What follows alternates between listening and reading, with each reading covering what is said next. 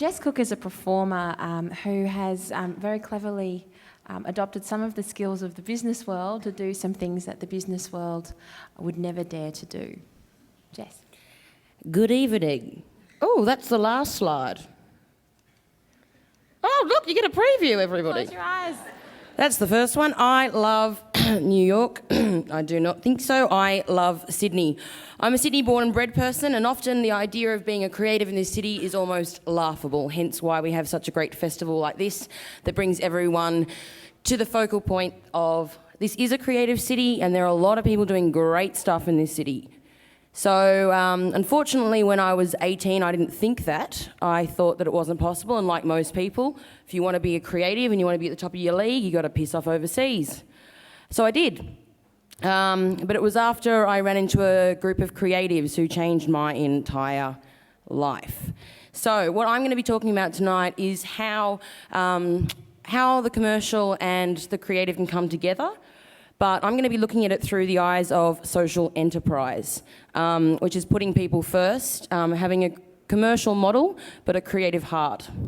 So, who are the people that I met and what the hell did we do? Next one. Oh, no, I'm going to talk about the dirty dichotomy first, and then I'm going to talk about that next. The dirty dichotomy. Now, the reason why I've even got 4 lads up here is I'm sick of this dual perspective of reality.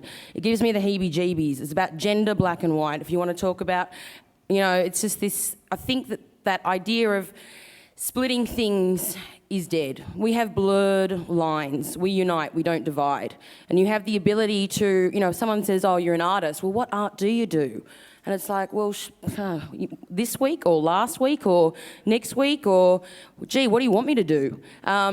So I am a lover of plurality. Can we say it? Almost. That's why I call it the dirty dichotomy. And so I've got 4 fellas. I kind of like, it looks like they're either dancing or arm wrestling.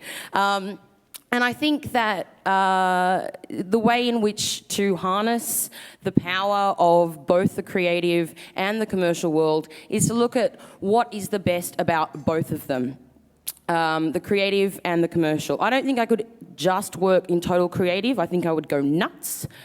I don't think I could work in total commercial. I would go nuts. So, how do I stop myself from going nuts? I don't meet in the middle. I like to dance all around the place with particles, but this is how I realised. So, 18, idiot, got to go overseas. I was in theatre, I hate theatre, I can't handle actors, blah, blah, blah, blah. What am I going to do? Nobody cares about the work, blah, blah, blah. You're 18, you think everything's crap. I'm going to go overseas. Anyway, very fortunately enough, my friend Camilla Palmer pulled me along to a thing called 48 Hours of Art, which is a warehouse space in Sydney called Not Gallery in the Frequency Lab. When it opened in 2001, it looked like this. This is a DIY space, otherwise known as an artist-run initiative. That's what they like to call it these days. It was poetry mixed with theatre, mixed with multi-arts, mixed with some guy that knows how to build software for some weird thing I can't even describe. What do I call that? Fantastic bloody fun, I call it. It was a magic mix of accident and incident. We were creatives going nuts in a box. I did my internship for uni there because if I went to another gallery, theatre, which I won't name, they wanted me to lick envelopes. I do not think so. Interns are the best. They're not the people that you shuffle at the back, they're the brains of the bloody future. I sound like Ralph Harris. Anyway, so it was mayhem. It was crazy. At that point, I was doing a thing called Token Word. We were doing it in a coffee shop in Balmain. It grew out of that. 6 months into the internship, I said to the directors of the Not Gallery in the Frequency Lab, oh guys, I've got this idea. I've got this small poetry night called Token Word. We all stand up in a cafe and we share poetry. Do you reckon we could do it here? I went, of course you can, Jess. And then they asked me to be a director, which was really nice. So I stayed there for ages. In fact, I never left. So 2003 till now, I'm still working with the same people, and we've continued to grow, and we've got a whole mixture of work. Both of us, we've got all different skills we pretty much are jugglers. It's fantastic. It means that even on every project, we have different roles. So, can anyone guess what this picture's about? Well, I've spoken about the creative beginnings.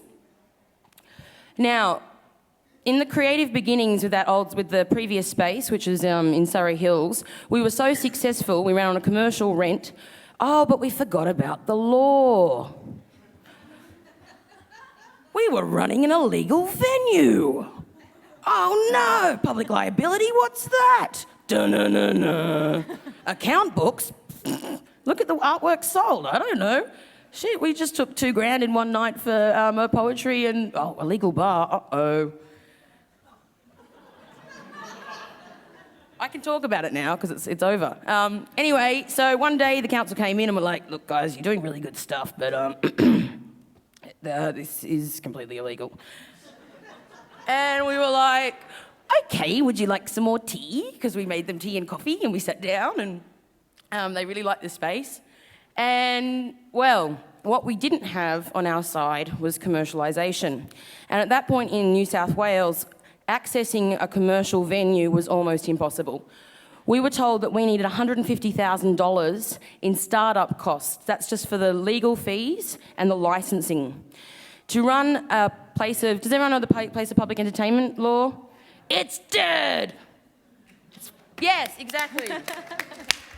Which has a huge impact on the creative industries in Sydney. Well, on New South Wales. I'm too Sydney-centric. Anyway, so we were missing commercialisation. We were missing the plan, as you see in the back. It's about building. Look at those two little guys having a meeting. They're talking about the future, and they're well ahead. Look at that ladder wrapping around the tree. I was almost going to do the magic faraway tree, and then I thought that was maybe a bit silly. So what we were missing is being able to, we were all natural managers, and a lot of us are now producers and, project managers and traffic controllers in the studio and all that kind of stuff. So we're natural managers, but we're not financial folks, Like I did business management at uni, or arts management, but I'm not, you tickle a little bit, you don't really know what's going on. So we were missing commercialisation. So we closed the space, yes, but we all continued to work on projects together, either as separate entities. So Token Word, which you heard of, became Token Imagination. My business that I run would not have started unless I had the opportunity to take risk in a creative space, such as Not Gallery and the Frequency Lab. And from that, I've been able to grow and grow and grow. And I think that your best work is your business card. You should always have your business card anyway, but your best business card, your best way of marketing yourself, like Moffitt was saying, is through your work. People will pay attention. And you keep getting new work from that. So, the best of both worlds. I'm going to give you an example. I'll get to 107 projects in a minute. I'm going to give some other examples of local people who are making that great handshake rather than arm wrestle. They're handshaking between creative and commercial. The first example, believe it or not, would be the Fair Trade Cafe in Glebe, which you're kind of thinking, why is that creative? It's very creative. Not only are there staff, and you're like, everyone in a cafe is usually creative because they can't usually get work. Bullshit.